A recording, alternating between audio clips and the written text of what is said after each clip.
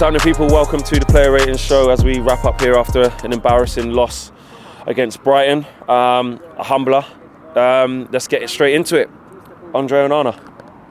I'll give him a 4. I think his distribution, bear in mind I haven't seen the second and third goals back and it's down the other end, so I don't know. People are saying he's suspect for that as well, so maybe this is generous, I don't know. But his distribution was okay first half. Second half he was giving balls away left, right and centre. I expected better from him. I think he let his standards drop. Guys agree with that? 4? Yeah, I don't disagree. 4. Let's get into right back. Right back was Diogo Dalot today. I thought he played really well. Yeah. I said before the game, he'll handle Mitoma fine. It's the type of challenge. He's a lot better than one-on-one that people make out. He did a nice step over, put a really nice cross in throughout, a couple of crosses throughout the game. I'll probably give him a 7. I thought he was good. Really? 7? Yeah, I thought he was good. Next player or no. Do you agree with that? No. 6 or 5 for me. Ooh. I think in terms of positionally, he could have been a little bit better. Getting out to players quickly as well. But in terms of how he plays, I think he's been all right today. But just positional and stuff like that. I think the diamond makes that hard though. Yeah. I think he had to cover a lot of ground. I think it was hard. Okay. For their third goal, he had to. Oh, he had to wait because he couldn't go and engage. Nobody. I think it was who was playing on that side. Was Lamptey and Matoma.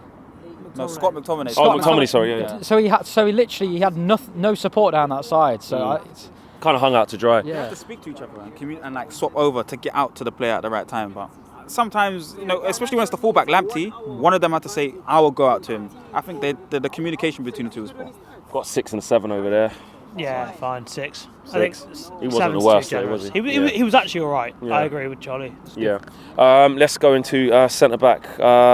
Marcel. Let's go with which one should we go for? Lindelof. They're both just as bad as each other, I think, today. And I don't normally say that, but the standard normally for Martinez Fleck is so high. But Lindelof, wow, 4, 5 again. I don't think he done anything brilliantly today. Was not in the game for me. So 4, I'm gonna say. I'll probably say a 5. Yeah, 5. just Average. Just nothing really to report on it. Yeah. I'd say like flat 5. I think the centre backs today, like because the game was so tactically different from what we do. I don't think it's because we defended badly as like the centre backs didn't do what they were supposed to do.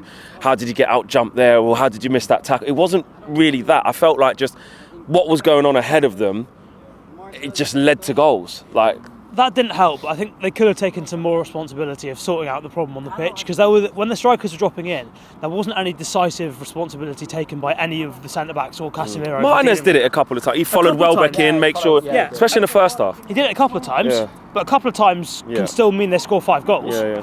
So that's not good enough for me. So what, 2 5s over there, I'd say the flat 5, but what are you saying? 4? Him a 5. Okay, Martinez as well? Yeah. Just to move it on. Yeah. Sergio Reguilon. I actually would give him a 6 or a 7. You know what? Give him a 7 because it's his debut as well. He's probably nervous. Obviously no support out on that side really. The dynamic with Rashford obviously isn't there yet because it's their first game together. And sometimes you could see Rashford's not really making any runs for him. He's just sort of standing still and not helping him out. But Reguilon put some good balls in, up and down all the time. Defensively was pretty solid. Actually a really good debut, I think. Pretty assured. It's actually weird, and that's the player I'll hold my hands up. When we were getting him on deadline day, I'm like, what the hell are we doing here? He's awful. And actually he showed a lot of heart today to want the ball, to put it about a bit, win some duels. A couple of times. What's their right winger's name? Is it Adingra? Adingra. Yeah. There was a couple of times where I looked at it and I thought, Reguilon's in trouble here, because obviously we're playing that diamond, no natural wingers to come back and help him, and you could see him in space where if they just got the ball right, it was early, a couple of times early. It was actually when we were playing well. I could still see it though. I was like, that's an issue, and then the more the game went on. But yeah, I thought he actually played well. We're saying a 7 then? Yeah. Yeah. Okay. We'll move it into midfield now. Casemiro. Bottom of the diamond today. 3. Bottom of diamond and bottom of pack. Yeah, terrible. There was 2 passes at the start of the second half. They were the worst. Then he started blaming somebody else for not coming short. Like I've said this before. Like he doesn't look the same player this season. I know it's only early on, but I think he might have to take a bit of a rest out of the team now and again. Well, Ten Hag taking him off that early, 60-odd minutes, rest him for Bayern. I don't think he's going to get dropped because Amrabat's not coming in. No, can't drop him, but I'm saying you need to take him off as well. That shows how poor he performed. But passing, poor. stamina's bad. He can't get across the pitch, and it's not all his fault because we faced that many transitions. I understand that, but his decision making when to step up has been poor. The passing accuracy, like the choice of pass, not just putting his foot, and that's what Amrabat will bring. He'll put his foot on the ball and play the simple pass. Averaged 92% pass accuracy last season, Amrabat. He will keep it much more simple. And there was a couple of times in transition where we was actually knocking some good passes together. He fizzes one out to Rashford over his head. There's a left foot one when it was a good little couple of passes into him. Left foot tries to ping it out to whoever's on the right. Can't remember who it was. Yeah, overhits it, goes out for a throw. So yeah, just distribution 3. Yeah. Yeah, I think maybe even a 3 is generous, honestly. He was so bad in possession and even worse out of possession. Just getting to everything late, sticking out a leg, ending up on the floor, embarrassed himself again. Yeah. Oh, that one where he just falls. He always does it. It's annoying. Let's move it on. Let us know if you guys agree with that. McTominay. I'd probably give him... What have I said for Casemiro? You 2. said 3 and you said that was generous, so yeah. Yeah, right. Well, I'll give McTominay a 4, and the only reason he's getting a better score is because he didn't do anything that negative. He did nothing positive at all, just make that absolutely clear. Yeah. But I don't think he wasn't constantly putting balls out of play. Now, that is because he didn't show for it, he didn't want the ball. But for me, I think doing nothing is very slightly better than killing the team, harming the team. Maybe at least Casemiro had the ball to try and get it and do something. Then that's like saying it went wrong. Yeah. But at least I'm saying I want to try to do something. Look, this is just how shameless we are. We are nitpicking between a 3 and a 4, discussing whether the player who tried something but it was crap is that better than not trying to do something. Look, if you want to give them both a 1, I'm happy with that. They're both shit. And it's gone down to 1. So. Yeah, the same as Casemiro, because I think they're both bad. They were both bad, and I just as bad as it sounds, I hardly noticed him. Yeah. Like even he's a physical player. I didn't even see him using his physicality. Nothing. You couldn't get him. Yeah. What do you go with? A 3, yo, Cat still a 3. It was shocking. He wasn't doing anything right the whole game. He was giving away the ball. He's rubbish. 3. Let's go to Christian Eriksen, Marcel. His build-up was really good against Arsenal, and I thought that was what he was going to be more involved with in this game. He was coming deep a lot. I didn't see him much in the 10 space, which I thought the shape would have been. Gave away the ball a couple of times down the left-hand side, always giving away the ball in the first half as well for me. I thought that would have been good. Apart from the first 15, 20 minutes, it was really good. Oh, well then everyone was good then. Yeah, but it's like mentally, it's like we just down tools. 4, 5, flat 5, 4, 5. Yeah, I'd probably say a 5. I'd say a flat 5. I think he deserves 2 more than Casemiro. Yeah. And that's how that's how shameless we are. That's what we have to do. It's pathetic, but that is where we're at. Do we agree with that? Yeah. Yep. It's quite quick, this, isn't it? Bruno. You know what? He's the one I feel sorry for out there because he's playing in a diamond. If you're playing in a diamond in midfield, you expect some support. But the guys behind him couldn't get him the ball, so he was having to go deep and get the ball. He's our creative guy. Casemiro couldn't pass forwards, but McTominay didn't want the ball. He had to go and do their jobs as well as his own. In the press, he had to be the winger, he had to be the striker, he had to be the opposite winger, he had to be the guy getting out to the fullbacks. He had to do everything. And look, it didn't really come off, but you can't ask for much more than the guy basically being 5 players at once. So I think for me, I'd probably give him a 6. I don't think he was bad, but he couldn't really do any more than he did. Yeah, I'd agree with that. 6 ended up at centre back. And it ended up at centre back. He actually made was it him that made the last ditch challenge at the end? Well, yeah, someone was running through. And he was shouting it. He was really unhappy. I think he made a last ditch challenge to save us from 4-1. Did he? I'm sure it was short. No, I think he saved it. No, he was running back towards. There was a few. Oh, there was. It was nearly 4 quite a few times. Let's just move on. Just move on. Is that all the midfielders done? It is, right. So let's get to the front 2. Rasmus Højlund. Oh, the only positive thing, thank you. It was decent, bro. It was decent.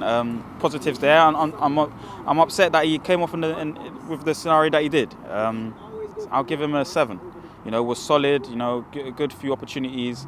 Rashford needs to play him the ball again. In the first half, I think, and even in the second half, there was times where he's doing the right things. Give him the ball. He's come to the club to score goals. He's meant to be the focal point striker. Make him the focus when you're dribbling through the lines and you're looking up, which he wasn't doing, Rashford, the whole game. But he needs to look up and see him. He's doing the right things. He's making the right runs. He's even doing defensive work, defensive transitions. 7. I would like to give him a bit higher, but we lose, so 7. Definitely can't give him higher than that. Yeah, bro. Yeah. Do you like that, what he did today? Yeah, Yeah, is that fair enough? yeah. Fair enough. Yeah, good debut. Cool. And Rashford. 3. Yeah, I've been saying it for a long time. He only if you want Rashford to score goals, you need an unselfish number 9, and that number 9 won't score many goals himself. So I'm a bit worried about Højlund. In the fact, I just don't think we're going to create enough chances for him, because Rashford, as you said, as we said in our fan cam, we said that disallowed goal where Rashford got to the byline and put it across, but it went out of play. If he does that more often, Højlund will score lots of goals because of how he separates himself from defenders. But Rashford doesn't do that enough. He also just runs into blind alleys without playing it, instead of playing it simple. So yeah, 3, terrible decision making. Yeah, agree with that. It was awful. It's the thing that annoyed me actually. Højlund showed up everything Rashford doesn't do. He was fighting. He was getting his body in the way of the centre backs every time the ball went long. You put it anywhere near Rashford, not interested. He was just like, all right then, you have it. Substitutions, which we all agreed with Ten Hag, they were just ridiculous. But to quickly go through those players, Martial, NA, Garnacho came on too late, NA. Palestri hung out to dry, NA. What could you really give him? Wan-Bissaka. We can't even mark the subs. They came on too late. Hannibal scored a goal. Actually, sorry. Well, do you know what? That's how low it feels. Came on, scored a great goal, and ran about. And just for that celebration, I'm going to give him a 10 because I love that celebration. Yeah. And then he got a yellow card, he's customary yellow card. But you know what? Fair enough to Hannibal, because he showed probably one of our only players today who showed some quality. Yeah. Actual quality. So fair play to him. Yeah. Obviously, he's giving him a 10. I mean, 7. I'm just doing it to make it feel better. Yeah. Okay. There you go. Let us go. No. Manager. The manager needs. Look, the manager has to hear Actually, it. Hold on. Because what's Ten Hag getting out of 10? Look, from me, he gets a 3 from today, because I think the system.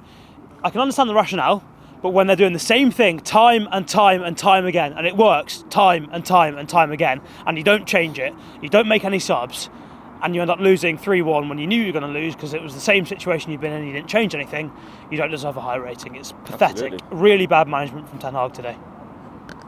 Fully agree. As I said to you, 2 things: not making the subs early, not changing the shape, and then leaving 3 defenders on at the end like he does. I just hate it. So I'd even say a 0 for today. I really not. Everything happy. went wrong. It was all wrong. Really not happy. You can't just because we played good for 15 minutes say actually no. I think you're right. It was awful. Yeah, facts. I can't add this, bro. There you go, guys. Cam with the highest rating for Ten Hag today with a 3 and 2 zeros over here. Let us know how you guys think. 0.